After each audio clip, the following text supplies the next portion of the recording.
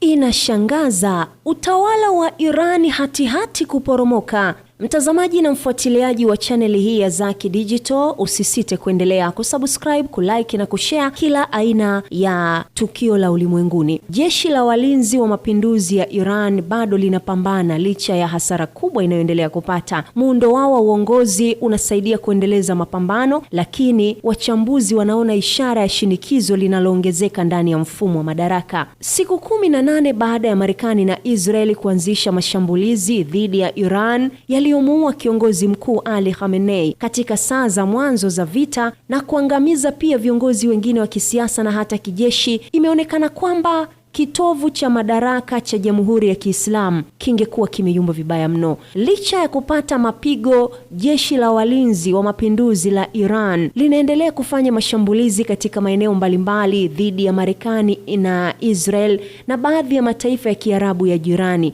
Wanategemea mfumo wa kamandi uliosambaa na uliounganishwa vyema. Hali hiyo inaonekana kuendelea hata baada ya Israeli kusema Jumanne kwamba ilimuua Ali Larijani, katibu wa Baraza la Juu la Usalama wa Taifa la Iran, pamoja na kiongozi wa wanamgambo Basij Gholamrez Suleiman katika shambulizi lingine Jumatatu. Kamandi kuu ya jeshi la Marekani limesema Iran limefanya zaidi ya mashambulizi 300 dhidi ya Oman, Saudi Arabia, Israel, Jordan, Cyprus, Uturuki, Azerbaijan, Umoja wa Falme za Kiarabu, Qatar, Iraq, Kuwait, Bahrain katika kipindi cha wiki 2. Wizara ya Ulinzi ya Saudi Arabia imesema ilidungua zaidi ya droni 60 katika anga yake tangu usiku wa manane, hali iliyoonyesha ukubwa wa mzozo huo. Umoja wa Falme za Kiarabu pia uliripoti kifo cha mtu mmoja na majeruhi wengine kutokana na mabaki ya makombora ya Iran yaliyoanguka. Katika hali hiyo, waziri wa mambo ya nje wa Iran Abbas Araghchi amekataa mazungumzo, akisema kwamba hakutakuwa na usitishwaji wa vita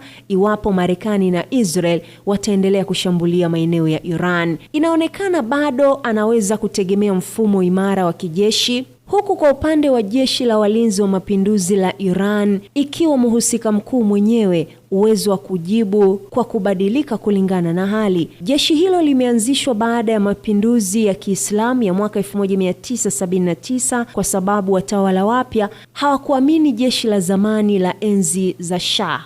Lengo lake lilikuwa ni kuzuia mapinduzi ya kijeshi na hata kulinda itikadi ya dola. Pamoja na jeshi la kawaida, jeshi la walinzi la Iran sasa ni sehemu ya vikosi vya ulinzi vya Iran na iko chini ya kiongozi wa kisiasa na kidini wa taifa hilo, kiongozi mkuu Mojtaba Khamenei. Idadi ya wanajeshi wake inakadiriwa kufikia 200,000, ambapo kwa mujibu wa Hussein Fadi, katika miongo miwili iliyopita jeshi la ulinzi la Iran limebadilika kutoka taasisi yenye mfumo wa ngazi ya juu hadi mtandao ulioenea. Marekani na Israeli zimesema shabaha zaidi ya 15,000 tayari zimeshambuliwa kwa mashambulizi ya anga, lakini Iran bado inaendelea kushambulia miji ya Israel kwa makombora zaidi. Ubalozi wa Marekani mjini Baghdad pia ulilengwa na drone na makombora mapema Jumanne.